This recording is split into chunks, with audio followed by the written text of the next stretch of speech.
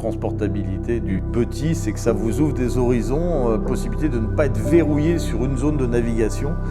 Alors, les deux bateaux sont transportables. Pour le 896, il est transportable, mais il faut avoir le permis nécessaire. On est hors gabarit routier, donc très honnêtement, c'est préférable de faire appel à un transporteur. C'est faisable par un particulier, mais ça nécessite quelques autorisations. En revanche, concernant le 767, alors là, on a voulu reprendre dans la création de ce bateau retrouver beaucoup plus d'autonomie.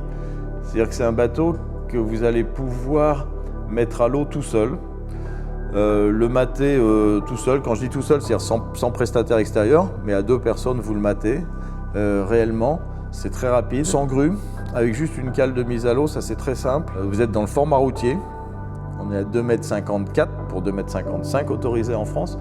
Voilà, donc on le promène à plat, de façon simple, vraiment. Quelconque 4x4 ou un monospace, voilà.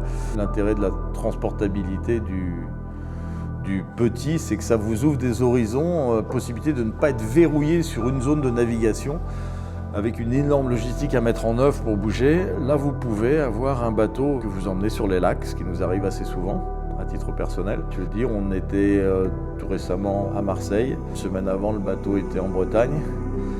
Et après, 10 jours après, il était sur le lac de Cazaux. Le même bateau.